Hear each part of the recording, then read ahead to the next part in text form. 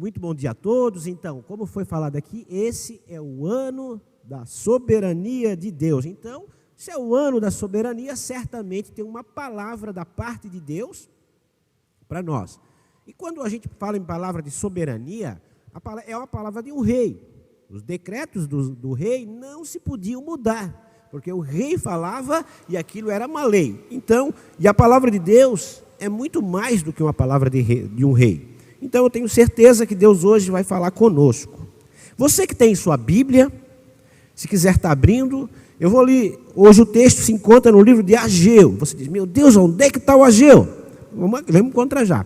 Vai lá, Novo Testamento, dá marcha ré para 3 livros para trás, vai lá no Malaquias, vai no Zacarias e chega no Ageu, tá? Então, Novo Testamento ali, antes de Mateus, 3 livros para trás, marcha ré, você vai encontrar o Ageu, capítulo 2, verso 1 até 9. Vamos ler então.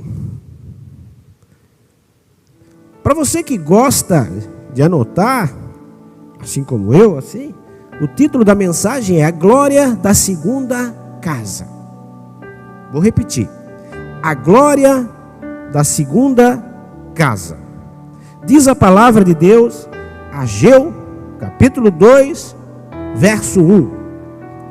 Diz assim a palavra de Deus: no 7º mês, ao 21º dia do mês, veio a palavra do Senhor pelo ministério do profeta Ageu, dizendo: fala agora a Zorobabel, filho de Sealtiel, príncipe de Judá, e a Josué, filho de Josadaque, sumo sacerdote, e ao resto do povo, dizendo: quem há entre vós que, tendo ficado, viu esta casa na sua primeira glória? E como vedes agora, não é esta como nada em vossos olhos comparada com aquela?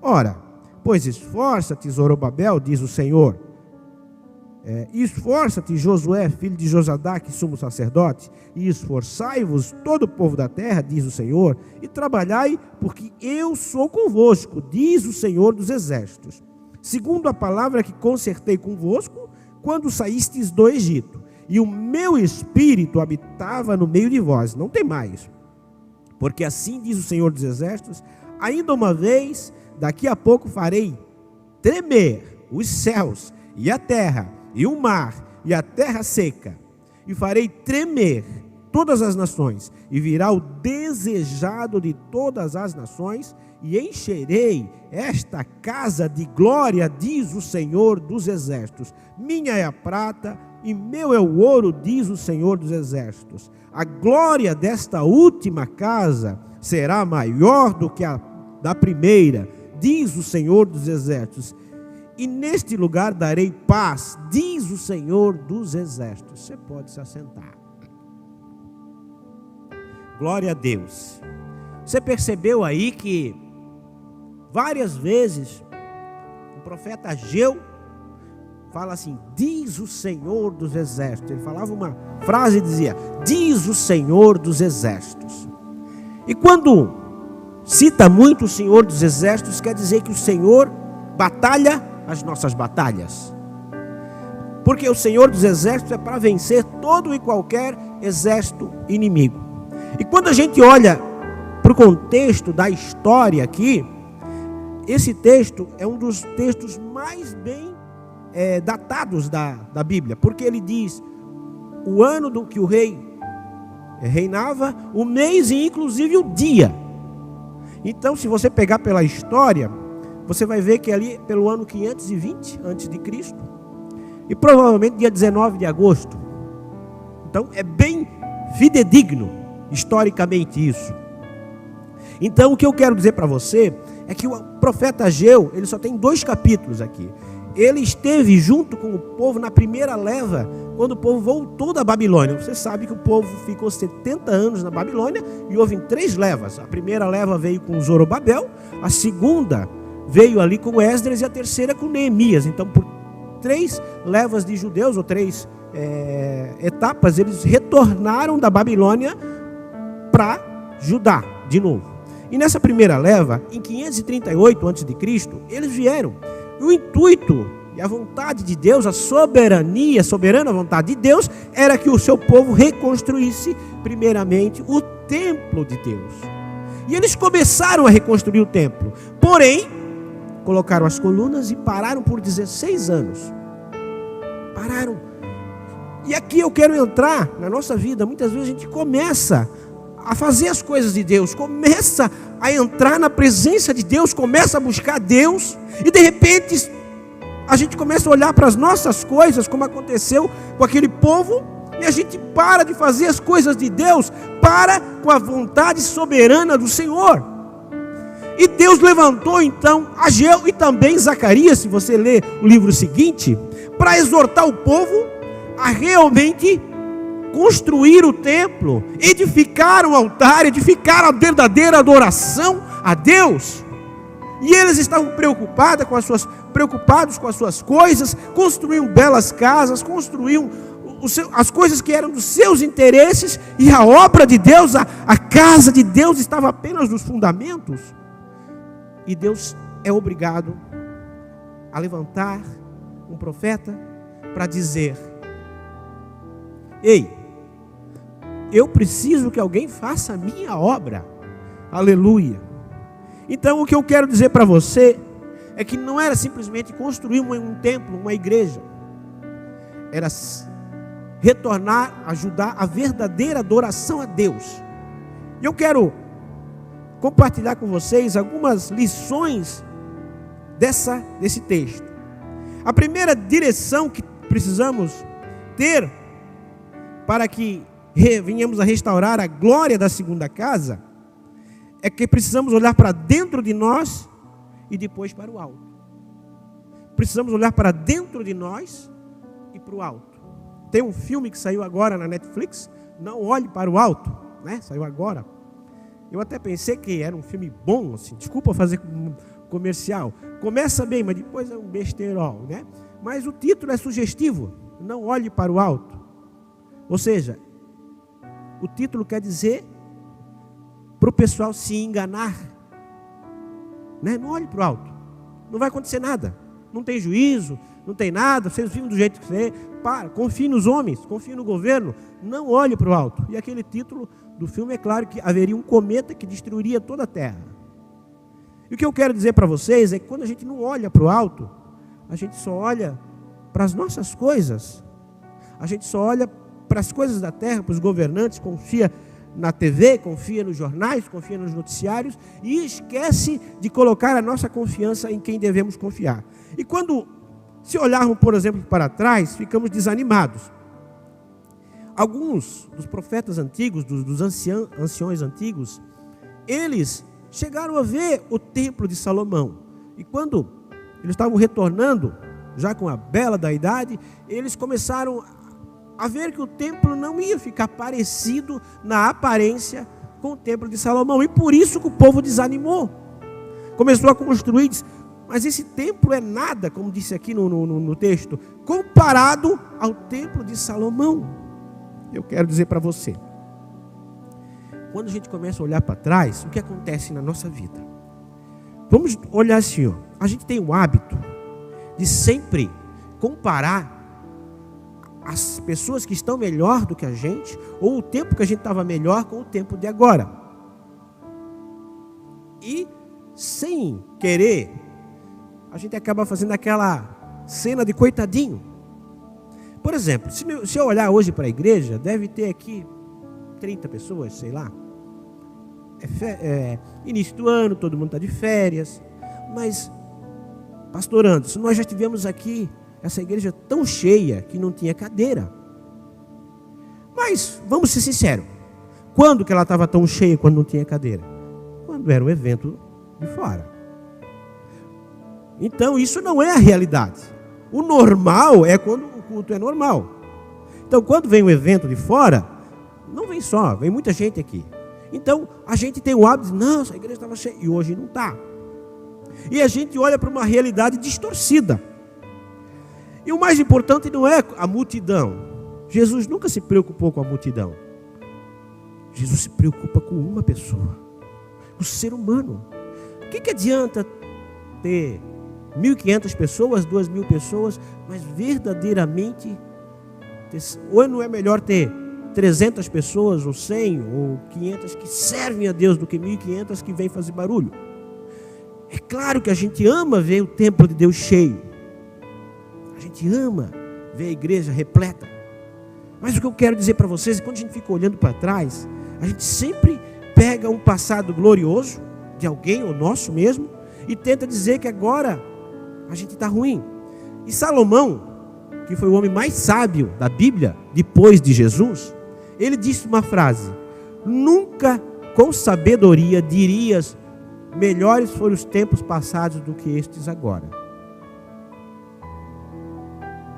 Nunca com sabedoria dirias, melhores foram os tempos passados do que o tempo agora. Sabe por quê?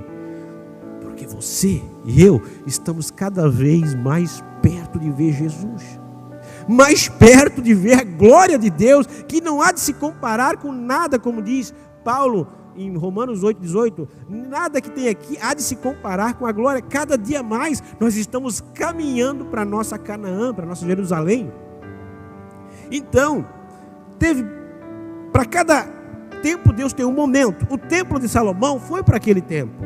Então Deus era um templo lindo, suntuoso, sim, mas ele falou que a glória da segunda casa não ia se comparar com a glória da primeira, aleluia. O que eu quero dizer é que a aparência engana, a aparência encanta, mas a essência que permanece, o que está dentro é muito mais importante do que está fora. Glória a Deus. E quando olhamos para o lado, nos comparamos e enxergamos ameaças. Nós estamos num tempo em que a gente está sempre olhando as redes sociais. É pecado olhar de forma alguma, a gente se atualiza de forma alguma. Mas qual é o problema? A gente olha nas redes sociais e a gente vê aquela pessoa viajando, vê aquela pessoa feliz, botando uma frase de efeito, e a gente acha que isso é realidade. Isso é um momento.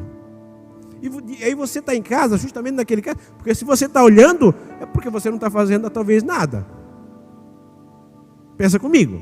Se você tivesse se divertindo, você nem só postava e nem olhava, você postava a sua. Então quando você está olhando é porque você está num momento que não está fazendo nada. Aí você começa a olhar para os outros, meu Deus, como a minha vida é ruim. Aquele vai para a praia, aquele viaja para cá, aquele viaja para lá, e eu aqui dentro de casa. Aí o diabo vai dizer, é verdade, tu serve a Deus e olha só como está a tua vida. E é mais ou menos isso quando a gente faz, quando a gente compara a nossa vida com a vida dos outros. Deus tem um plano para cada um de nós. Um plano para você, um plano para mim. E assim também é quando a gente vai fazer uma visita na casa de alguém. Por exemplo, se você for na minha casa, o que eu faço? Eu vou lhe mostrar a sala, o lugar mais bonito. Se tiver todo mundo tem aquele quarto da bagunça, né? Aquele eu vou esconder. Ou eu vou mostrar para você, vem cá ver, pastor Anderson, pastora Rubio, olha só como é bagunçado esse quarto. Eu não vou fazer isso.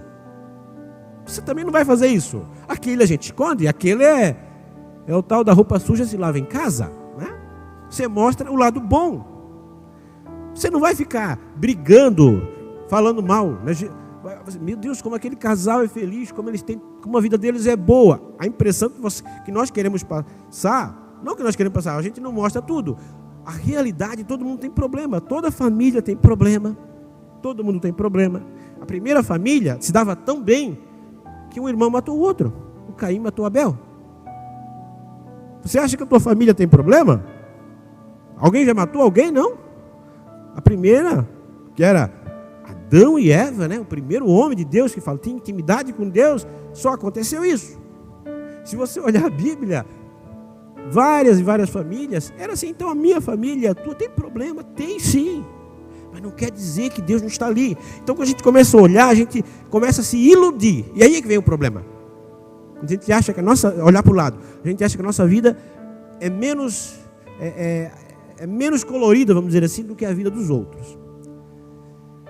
Quando olhamos somente para frente, né, não sabemos como vai ser o nosso futuro. Às vezes a gente olha para frente, mas não coloca Deus na frente. A gente só olha para frente. Olhar para frente pode melhorar o teu astral, pode te fazer uma pessoa positiva, uma pessoa bem-humorada, mas somente isso não te leva para o céu. Vai chegar um momento que você vai ficar vazio. Às vezes a pessoa ela tem tudo, ela tem dinheiro, ela tem amigos, ela tem uma vida social boa, ela olha para frente e contempla que ela não vai falir, que ela tem coisas que vão dar recursos para ela na sua velhice, porém vai faltar alguma coisa. E nós sabemos que somente Jesus, Ele preenche o vazio que nada nesse mundo preenche. Então, se olharmos para trás, a gente começa a comparar passado glorioso. Para o lado, a gente se compara e às vezes percebe, geralmente a gente se compara com quem é melhor do que a gente.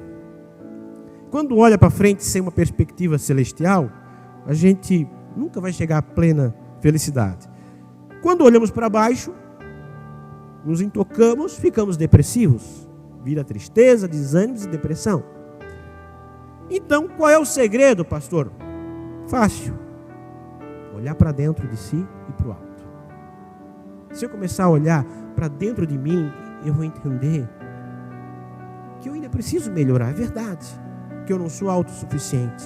Mas quando eu olho para o alto, aleluia, eu vejo o Deus Todo-Poderoso olhando para mim com amor imensurável e dizendo: esse é meu filho amado em quem me compraz. Como diria o salmista: elevo os meus olhos para o alto, de onde virá o meu socorro? O meu socorro vem do Senhor que fez os céus e a terra. Não deixará vacilar o teu pé, aquele que te guarda não tosquenejará e não dormirá o guarda de Israel, né? O Senhor te guardará de dia e de noite, guardará a tua sombra, guardará a tua entrada, guardará a tua saída, desde agora e para sempre. O Senhor é que te guarda. Você acha mesmo, ou eu acho mesmo, que eu estou aqui hoje guardado, por quê? Porque eu sou bonzinho? Porque Deus guardou. Porque se Deus tirasse a mão sobre mim e sobre você, você já estaria morto, ou na mão do diabo. Por que você acha que você ainda está na igreja? Porque Deus tem um plano com você e comigo. E Deus sabe todas as coisas. É como aquela história do rei e o seu amigo caçador.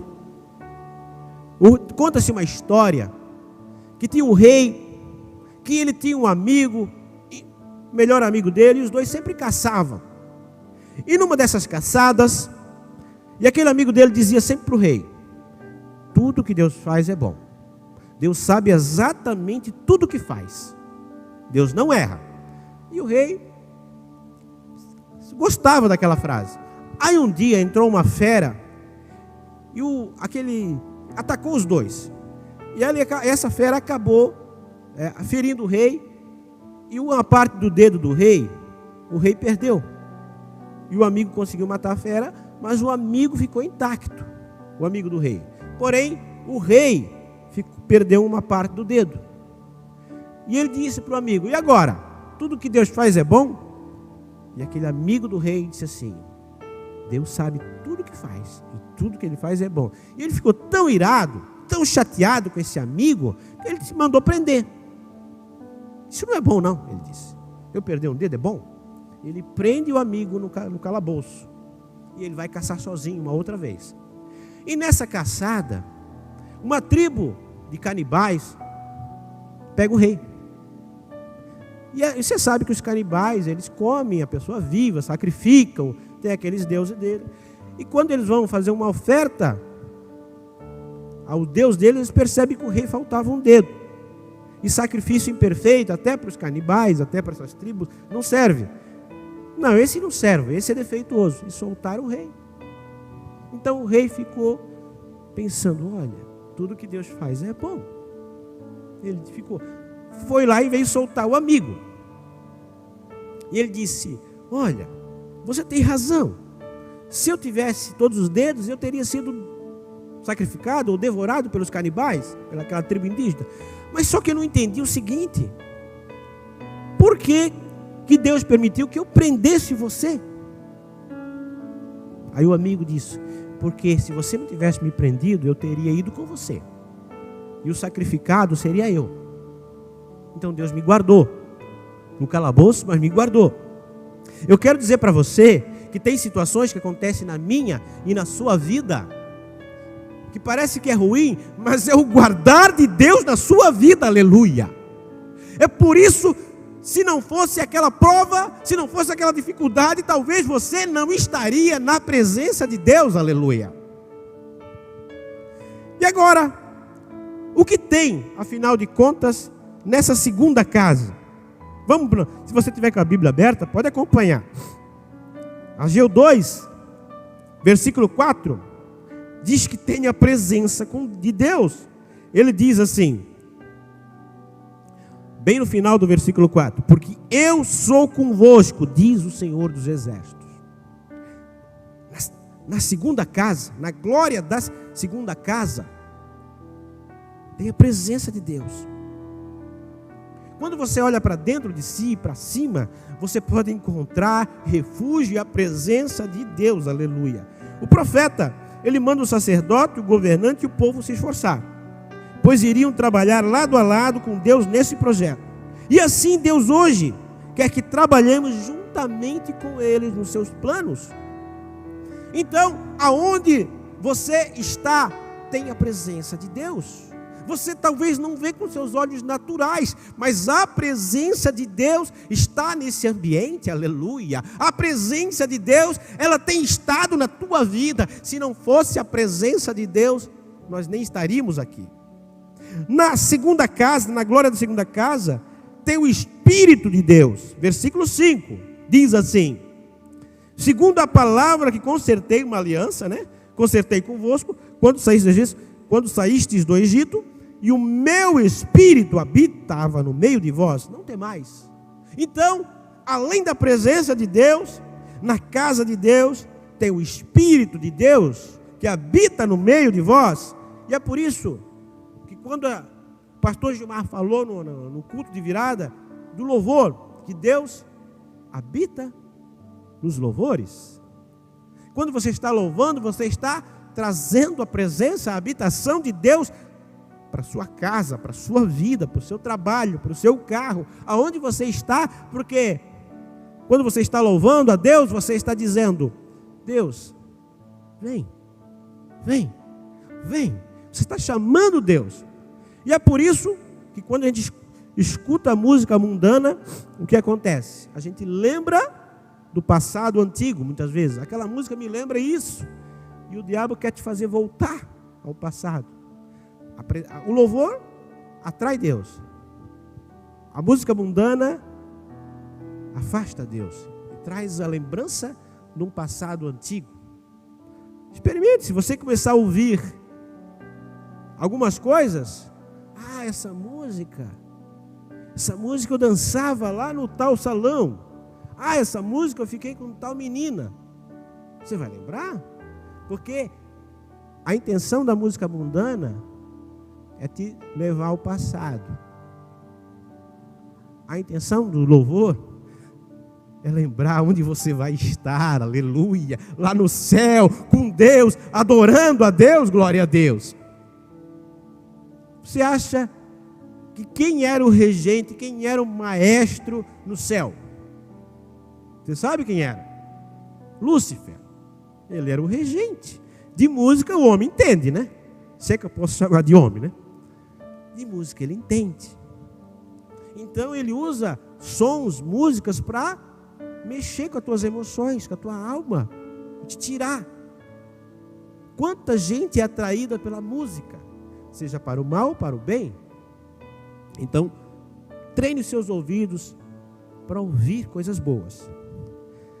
E na casa de Deus também há movimento espiritual. Versículos 6 e 7 diz assim, porque assim diz o Senhor dos Exércitos: ainda uma vez, daqui a pouco, farei tremer os céus e a terra e o mar e a terra seca.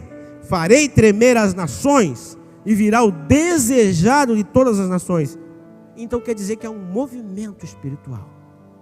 Eu quero profetizar na tua vida. Eu quero ser profeta. Levanta a tua mão e pega essa palavra. Esse ano de 2022 vai haver um movimento espiritual na tua vida de tal maneira que a terra, o céu, tudo vai trabalhar a teu favor. Aleluia, glória a Deus. Em nome de Jesus. Deus está trabalhando para aquele que nele espera. Isaías 64:4 diz: e nunca houve um Deus que trabalha para aquele que nele espera. Sabia que Deus está trabalhando a meu e a teu favor? O natural seria nós trabalharmos para Deus, nós somos os servos. Mas diz a Bíblia em Isaías 64:4 que Deus trabalha para aquele que nele espera. Não para aquele que nele não espera, para aquele que espera nos homens, nos governantes.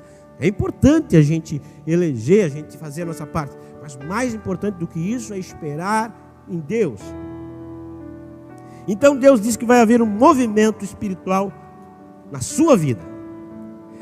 E também na casa de Deus, a provisão. Versículo 8. Um versículo que a gente muitas vezes cita e talvez nem sabia onde estava, né?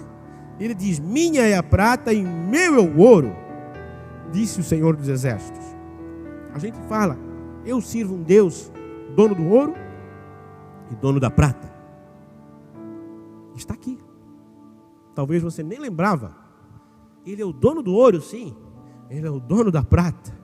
Mas acima de qualquer coisa, Ele é o teu dono. Ele é o meu dono. Então, todo o universo, tudo é dele.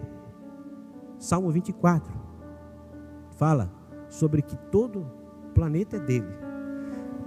O que eu quero dizer para você? Que Deus tem provisão. Quando você mais precisar, vai vir a provisão. E não só provisão, mas abundância quando você está na presença dele. Há um momento que Deus dá provisão. Eu me lembro das provisões de Deus. Mas eu creio não só na provisão, eu creio na abundância. Quando o teu coração e o meu coração está preparado, Ele vai dar abundância de bens na minha e na tua vida. Mas se isso for para nos estragar, como diria Salomão, não me dê de menos, e nem para que eu não venha roubar, e nem de mais, para que eu me esqueça de ti. Às vezes Deus não dá mais do que a gente tem, porque se der, a gente vai se esquecer dele. Porque Deus conhece. Você sabia que Deus a gente ensina em teologia, Deus ele é onisciente. Isso você sabia. E ele tem uma presciência. Ele consegue ver, por exemplo, o futuro lá na frente, que eu não vejo. Você sabe como vai ser o amanhã? Não. Mas Deus é como se fosse um tapete desenrolado, que ele já foi no caminho lá na frente e ele já voltou. Então ele sabe exatamente quem te espera, o que te espera lá na frente. Como serão os teus dias? Se você for assim, assado. Então é por isso que Deus, Ele às vezes nos priva de algumas coisas, não porque Ele não quer nos dar, é porque nós não estamos preparados para receber. Mas também diz no versículo 9, assim: a glória desta última casa será maior do que a primeira. Aleluia. Eu vou repetir, você não entendeu? A glória desta última casa será maior do que a primeira. O que eu quero dizer que ainda nem chegou o tempo da glória de Deus na minha e na sua vida. Tudo aquilo que nós vivenciamos em Deus ainda não é nem o começo daquilo que Deus tem para mim e para você. Aleluia. Quero profetizar na minha e na sua vida em 2022, que esse ano vai ser o ano da glória de Deus, da soberania, daquilo, e Deus vai mudar na tua vida, e vai ter experiências que você nunca teve. Aleluia. Rebagaias, suicandaramangaias, ebaxiricandaramangaias. Deus, Ele ainda nem começou a agir na minha e na sua vida. E se tem um momento para mudar, é início do ano. Por quê? Porque o ano está intacto. A gente sempre no início do ano faz planos, faz projetos, mas comece a fazer o seu primeiro projeto, o projeto espiritual. Comece pelo projeto espiritual. A gente às vezes começa pelo projeto material, financeiro. Comece, certo, pelo projeto espiritual. Se você começar pelo projeto espiritual, reparando o templo, reparando a casa de Deus, então sim, a glória de Deus vai invadir a tua casa. Você vai dizer assim: não, na minha casa, toda pessoa que entrar vai sentir uma glória diferente. Na minha casa, toda pessoa que chegar lá, ela não vai sair sem uma oração.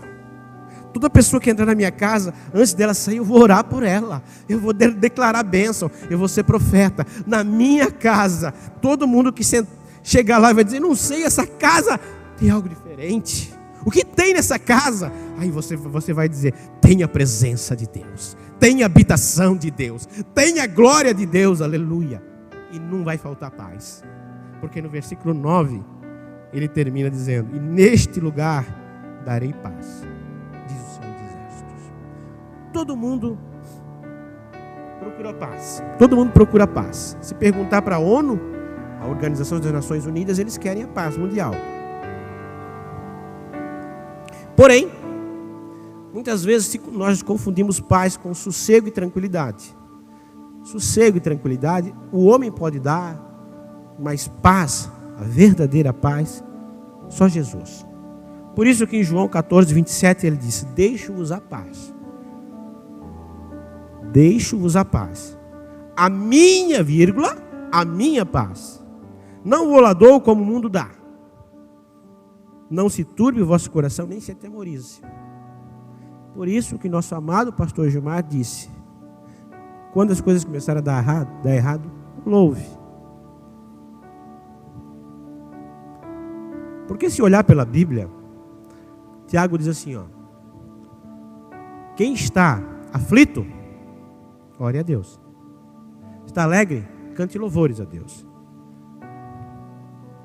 Mas por que não? Na aflição a gente louvar a Deus também. Porque se eu estou aflito é porque, qual é o problema? Eu estou com o coração sem paz. Então antes da aflição chegar, eu tenho que louvar para a aflição nem chegar. Porque a paz não é quando está dando tudo certo. A paz quer dizer o seguinte: que independente do que acontecer, eu estou em paz. Glória a Deus. E às vezes, eu vou terminando, ministração 9h45, eu gosto de contar histórias, né? Jesus também era o maior contador de história, não era? Jesus contava cada história e o povo lá. E eu quero que você reflita sobre essa história, para nós terminarmos. Conta-se também que havia um proprietário de uma fazenda que tinha 2 cavalos. Um cavalo mais velho, que era cego, e um cavalo mais novo, que tinha um sininho no pescoço, que estava sempre junto daquele cavalo cego. Chegou um homem e disse: por que você mantém aquele cavalo cego? Que utilidade tem um cavalo cego? Não serve para montaria, não serve para nada. Para quê? E ainda você dispensa um segundo cavalo, mais jovem, que poderia ser aproveitado para outras coisas, para ficar como companheiro do cavalo cego. O interessante é que aquele cavalo cego estava sempre próximo do cavalo mais jovem. E ele escutava o sininho. Quando o cavalo mais jovem saía, tocava o sininho, ele ia comer, e o cavalo cego ia atrás do cavalo mais jovem, né? Então o que acontecia? Ele estava sempre atrás do sininho, e os dois comiam junto. E havia vezes em que o cavalo mais jovem estava na frente e ele esperava o cavalo cego, para o cavalo cego guiá-lo. Aliás, para o cavalo mais jovem guiar o cavalo cego. E ele disse, e aquele homem ficou indignado, disse: mas eu não vejo nisso. Ele disse, ali os dois se ajudam mutuamente. O cavalo jovem ajuda a ser os olhos do cavalo cego. Ele aprendeu a ouvir o som e seguir o cavalo jovem, Mas por outro lado, o cavalo jovem também aprendeu o valor de uma companhia, o valor de uma amizade, o valor de estar junto e não estar só. Porque a Bíblia diz, melhor é dar do que receber, de ser abençoado. E às vezes nós somos esse cavalo cego. A gente não sabe o que está fazendo. E a gente precisa de um cavalo jovem, ou seja, de um sininho, alguém que nos diga, que talvez até não tenha tanta experiência quanto nós, não tenha tantos anos de crente como a gente, mas a gente olhe para essa pessoa e não consiga ver talvez alguma coisa, mas a gente escute e veja que às vezes eu preciso imitar os mais jovens, como também às vezes eu posso ser o cavalo mais jovem, que preciso ter paciência com o cavalo cego. O que eu quero dizer é que na maioria das vezes, para Deus nós somos o cavalo cego. Deus olha para a gente e nos vê às vezes, e Ele precisa ter um sininho para a gente ouvir a voz de Deus. Eu não sei como está a tua vida, eu não sei como foi o 2021, mas o que eu sei, eu te garanto, que 2022 ainda está intacto. Nós estamos só no segundo dia de 2022. Eu quero te convidar a ficar de pé. Glória a Deus. Então, se você começar a olhar para o passado, você nunca vai ser feliz, porque o passado passou. Não tem como voltar. Ah, mas como eu era, antes era assim, era isso, era aquilo. Esqueça. Esqueça o passado. Passado só serve para duas coisas: experiência e aprender lições. Se você olhar para os lados, sempre vai ter gente melhor do que você e gente pior. Então não é parâmetro. E você não está olhando para a sua vida. Se você olhar só para frente, sem Deus, você pode ser uma pessoa legal, positiva, otimista, mas vai ser vazia. Se você olhar para baixo, você vai se desanimar, vai ficar depressivo, triste. Mas se você, hoje, olhar para dentro de si e saber o quanto Deus, quanta misericórdia dele se renovou na tua vida, e olhar para cima, saber que tinha um Deus que olha por você, que todo dia tem anjos que você não vê e eu não vejo, mas acampados ao teu lado. Tem um acampamento celestial. Parece que eu vejo o pai e o filho dizendo, o pai diz para o filho: filho, hoje nós vamos ter um acampamento. Aonde? Aonde, pai?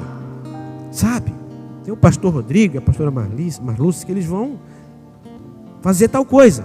Então eu quero que vocês vão lá e fiquem acampados do lado deles. Sirvam eles. Ah, ok. Quantos anjos? Tantos. Aí chega outro, diz assim: olha, hoje para outra comissão, diz, olha, outra comitiva de anjos, dizia: hoje eu quero que vocês vão lá na casa do Fábio e da Gorete e acampem lá. Por quê? Guardem eles. Outro dia eu na casa do Oscar e da Isaura, na minha casa, e cada dia Deus levanta um acampamento para guardar de você, guardar você, guardar a mim. O que eu quero dizer é que os anjos, eles estão a nosso favor para trabalhar. Você sabia disso? Só que se a gente não pede a ajuda dos anjos, talvez eles nem venham. Então a gente precisa declarar as promessas de Deus. E eu quero dizer que esse ano pode ser, eu profetizo, vai ser o melhor ano da tua vida. Mas comece primeiro com o planejamento espiritual, para que depois o material se concretize. Mas geralmente a gente pede, faz o planejamento material, financeiro, para depois, por último, fazer o espiritual. Então, se você começar pelo certo, as coisas vão sair certas. Dificilmente, quando se começa errado, vai chegar no caminho certo. A gente tem que mudar no meio do caminho. Eu quero que você coloque a mão no seu coração. Eu quero orar por você. Eu quero estar sensível à tua direção. Você nem precisa vir aqui, porque Deus vai até onde você está. Pai, eu coloco a tua igreja. Eu sei que muita gente não pôde estar aqui hoje, porque está em férias, está passeando, e o descanso é merecido. Tem gente que talvez até está nos vendo pela internet, mas teve alguns que vieram aqui, Senhor.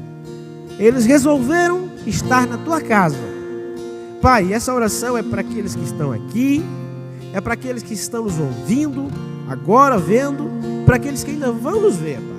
Em nome de Jesus, eu peço que haja um movimento espiritual na vida de cada um deles. Eu oro para que céus, terra, anjos trabalhem a favor desses que aqui estão crendo, Senhor, crendo. Em nome de Jesus, eu não sei como foi o 2021. Talvez muitos deles passaram por dificuldades, provas, e talvez até questionaram: por que aconteceu isso, Deus? Mas Deus sabe todas as coisas, porque Ele já viu o futuro, o meu futuro e o teu futuro. Então, se aconteceu alguma coisa que talvez não foi tão boa, é porque Deus tem algo melhor, porque os planos deles sempre são e sempre serão melhores do que os nossos, Pai. Então este é o ano da soberania de Deus, e nós, Pai, como filhos, nos rendemos a Ti, e nós sabemos que Tu sabe, a Tua palavra prevalece a nossa, os Teus planos prevalecem aos nossos. Em nome de Jesus, eu declaro cura, eu declaro um renovo espiritual, eu declaro bênção de toda sorte sobre a Tua igreja, Pai. Adore o Senhor. Venha habitar, não queremos só uma visita.